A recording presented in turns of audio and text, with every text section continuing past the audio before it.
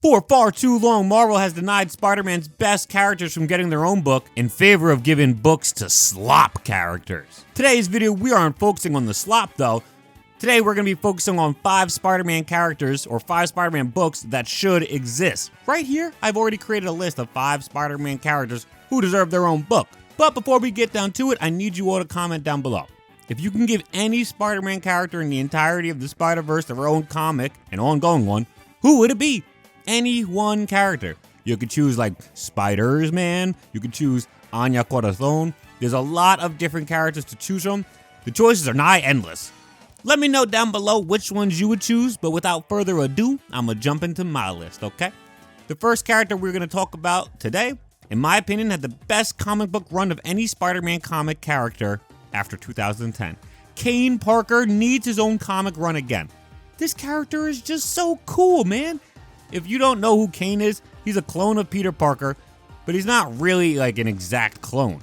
Kaine is way more aggressive and violent, but at the end of the day, he's still a guy who wants to do the right thing when push comes to shove. He's pretty different from every other Spider-Man we're really used to getting content from though. He has stingers in his wrists and he will use them on a man without much qualms. He used to be an assassin, and he has used swords to cut down assassins as well. Yost's Scarlet Spider run is truly something to marvel at. If you've never picked it up, I strongly suggest you do. The writing is balls to the wall, it's so wild, and like I said earlier, just so different than any other Spider-Man ongoing I've ever read personally in my entire life. Kaine needs a new comic ongoing. He died a bunch of times in Spider-Man comics and has been resurrected a bunch too. But most recently, he's been resurrected in a Spider-Verse event. And they've literally done next to nothing with him. The only book he's actually featured in was Curse of Chasm, where pretty much nothing happens. Only good thing is we're getting another Kaine story, but like I said, the plot doesn't move at all. We just get to see Kaine again, so it's like, that was nice, but nothing happens. You brought Kaine back to life, please use him. Don't just sit him on the sidelines. If that's the case, why not keep him dead? I would love it if Kaine gets his own ongoing comic book again, especially if it was written by Yost. In his original run, he teamed up with Wolverine to fight assassins, he teamed up with Agent Venom to fight Carnage, a lot of the story art was drawn by Ryan Stegman. Kaine's OG run was so peak, I need him to get another. Next up is Silk. Cindy Moon deserves to have her own comic again. This character has an interesting backstory.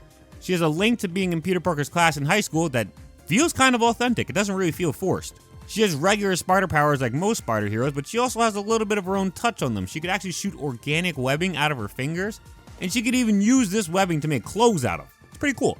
Silk should be super important to modern Spider-Man comics, but nope. She's nowhere to be found as of late. Her first appearance is very malign due to her and Peter releasing pheromones that made them constantly want to have sex with each other. It's just gross. Dan Slott, curse you! But this pheromone stuff was quickly gotten rid of when a new writer took the book and Silk got her own ongoing story. She actually has 2 different ongoing volumes and would have had a third if it wasn't for COVID.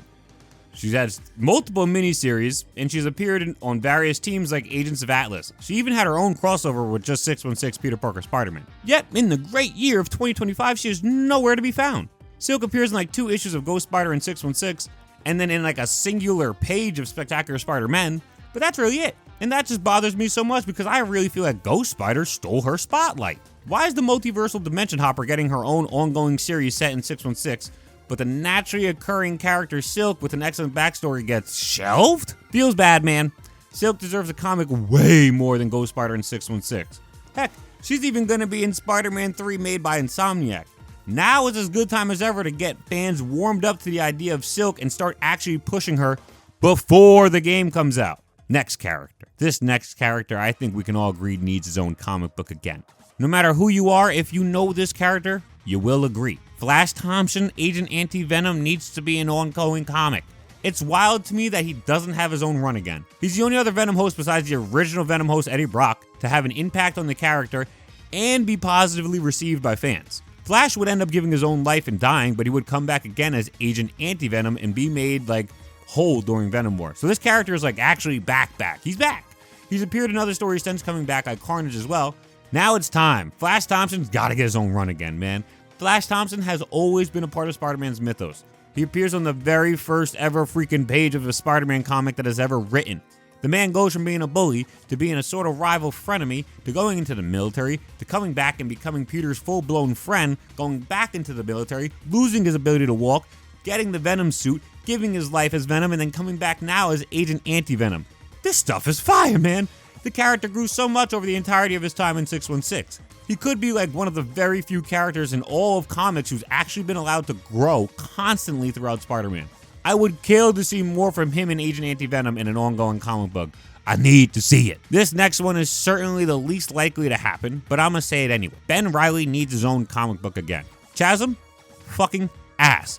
Get this shit going, man. Ben Reilly is not this man. He's just not. There's so many interesting things you can do with him that aren't just turn the evil, confused clone evil. That's so lame. It's also like what Kaine is. Why are they gonna just do the exact same storyline between these two characters back and forth, back and forth, back and forth? At a certain point, it's just ridiculous. Ben Reilly went from being the main Spider-Man to being killed off, to being brought back, to being completely butchered as a character and turned into a villain. They destroyed this man's legacy. I personally think he should have stayed dead because it just makes more sense, right? Spider-Man would have more stakes. But they chose to bring him back. Editorial brought this man back and destroyed his legacy.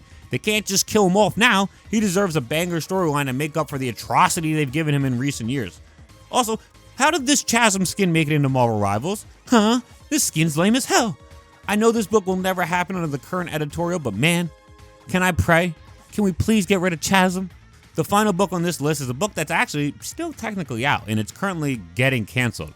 But it's an utter travesty that they're going to cancel this book, or actually just wouldn't let the creator do his work on it.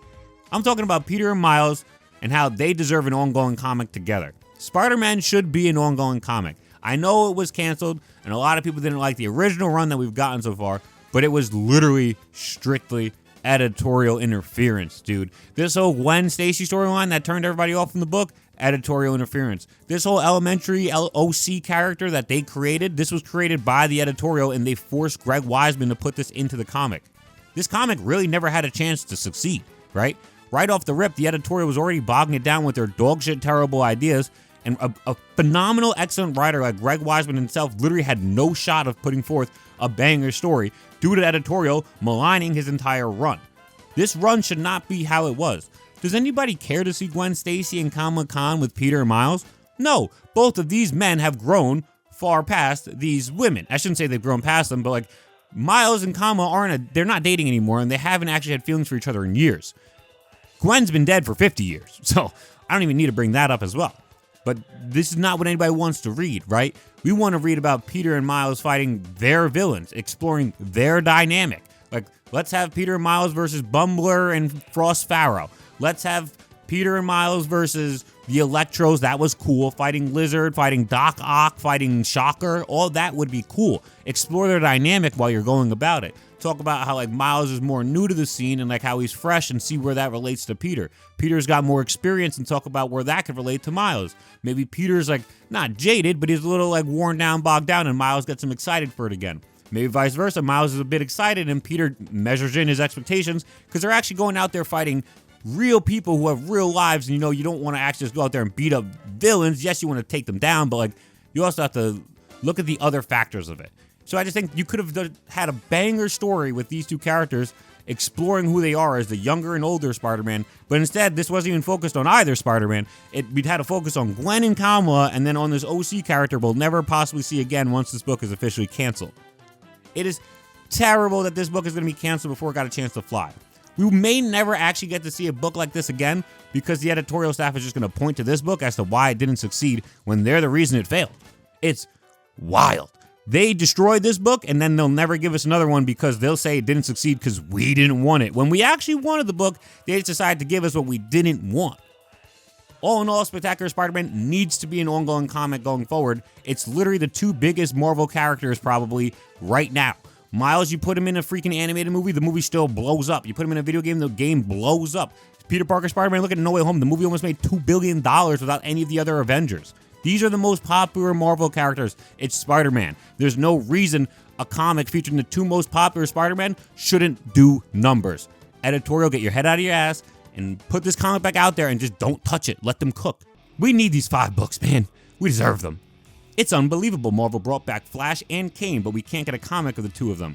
Literally, why bring them back? Why would you have Silk be the spotlight of the original Spider-Verse and the latest Spider-Verse event if you just weren't going to use her? They're literally putting Silk in the potentially biggest Spider-Man game ever made. It's time to give her her own book and let it capitalize off the sales. Why bring back Ben Reilly just to destroy his character and legacy? Why make a Spider-Man book and then intentionally sabotage it with what editorial staff knows fans don't want? I highly doubt we will really get any of these books with the current editorial staff at Spider-Man.